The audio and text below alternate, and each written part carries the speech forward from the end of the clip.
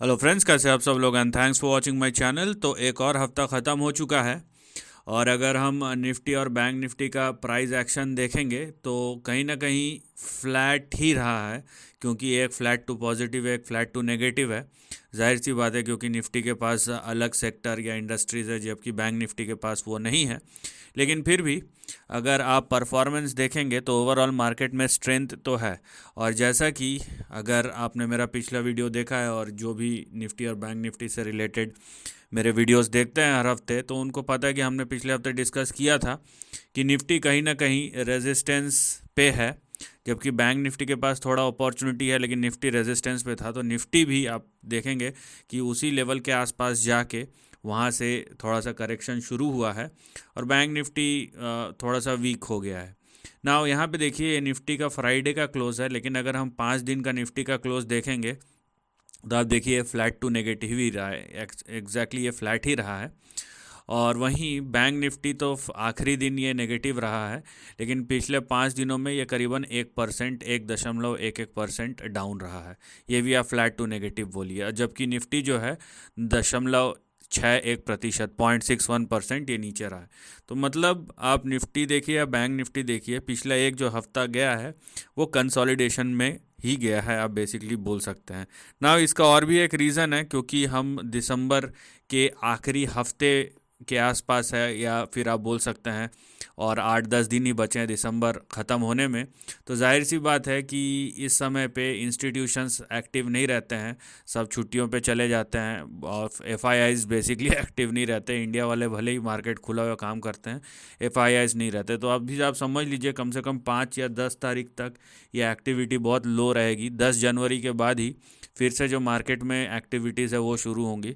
तो अभी अगर आप मान लीजिए कि अभी अगर आप ट्रेड लेते हैं और अगर आप मच्योर नहीं या प्रोफेशनल नहीं है, तो ऐसे बाज़ार से दूर रहिए, क्योंकि वॉल्यूम स्लो रहते हैं और लो वॉल्यूम पे वोलेटिलिटी बहुत तेज़ रहती है, और दोनों तरफ, राइट, दोनों तरफ वोलेटिलिटी बहुत तेज़ रहती है। तो बेसिकली ये निफ्टी का डेली चार्ट है, अभी हम एनालाइज करेंगे इसको जूम करके। तो ये जो छोटा सा हाईलाइटेड सेक्शन है, अभी हम इस पे फोकस करेंगे। तो चलिए जूम करते हैं और देखते हैं कि क्या हो रहा है निफ्टी में फ़िलहाल, क्योंकि निफ्टी कहीं ना कहीं एक कंसोलिडेशन में चला गया। आप देख सकते हैं ओवरऑल प्राइस चार्ट बहुत स्ट्रांग है और यहाँ पे डाउन अप ट्रेंड का मतलब ये नहीं है कि एक दिन भी ना गिरे या कंसोलिडेशन ना करे। आप देख सकते हैं यहाँ पे किस तरीके का अप ट्रेंड है और ये अप ट्रेंड कंटिन्यू है। हाँ, अप ट्रेंड में थोड़ा बहुत यहाँ पे आप बोल सकते हैं कि फॉर द टाइम बीइंग यहाँ पे एक हॉल्ट लग गया है, लेकिन ये ऐसा नहीं है जिससे ट्रेंड बदल गया हो। फिलहाल अगर हम निफ्टी को एनालाइज करते हैं तो देखिए निफ्टी का जो करंट प्राइस एक्शन है उसी पे हम फोकस रखेंगे, तो हमें क्या दिखेगा, ये जो सेक्शन है ना, इस सेक्शन के अंदर निफ्टी या निफ्टी का जो प्राइस चार्ट है वो स्विंग कर रहा है। नीचे कौन सा है, नीचे है 20,770, ठीक है, और ऊपर क्या है 21,613 या 614 पकड़ लीजिए। तो अब ये जो रेंज है, इस रेंज के अंदर निफ्टी का प्राइस एक्शन हो रहा है। आपको शायद 20,700 या 20,700 से 800 के बीच में अगला सपोर्ट मिले।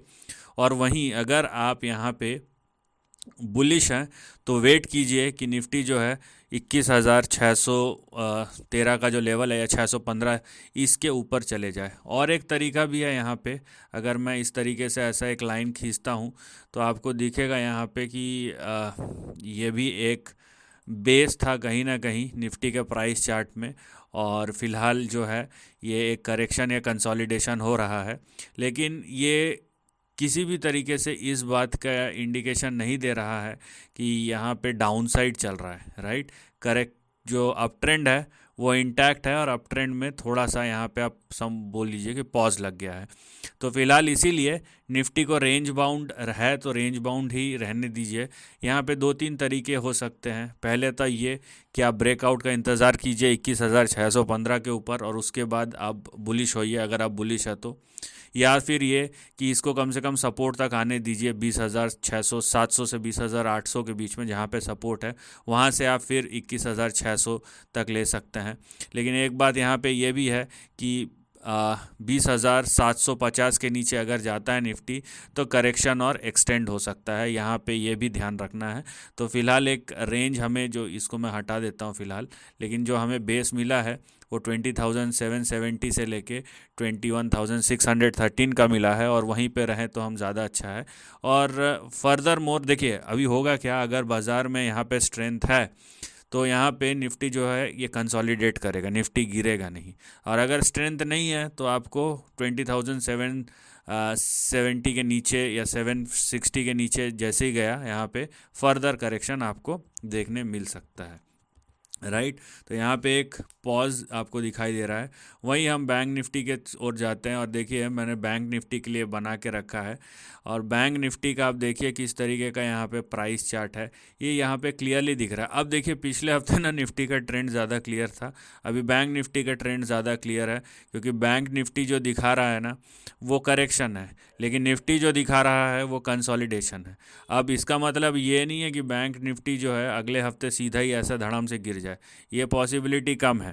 बैंक निफ्टी आप देखिए, बैंक निफ्टी का यहाँ का हाई देखिए, ये कब का है बैंक निफ्टी का, ये लगभग 5 जनवरी का हाई है, और पिछले 17-18 दिनों में अगर आप प्राइस देखें तो ये फ्लैट रहा है। मतलब पिछले 2-2.5 हफ्तों का जो डेटा है, इवन 3 हफ्ते का डेटा है, वो ये नहीं बता रहे कि करेक्शन है, वो ये बता रहा है कि यहाँ पे कंसोलिडेशन चल रहा है।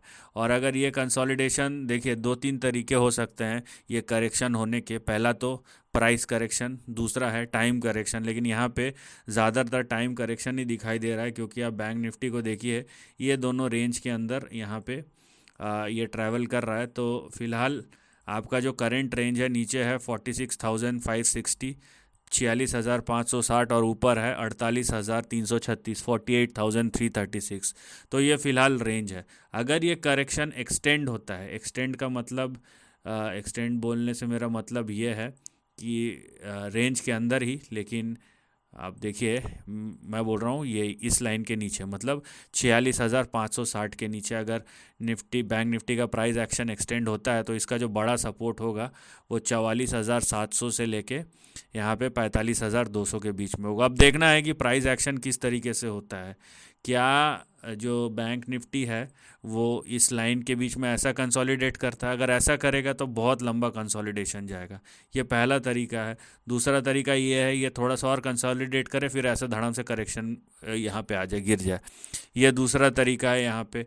तीसरा तरीका ये है कि ये सीधा ही ऐसा गिरे।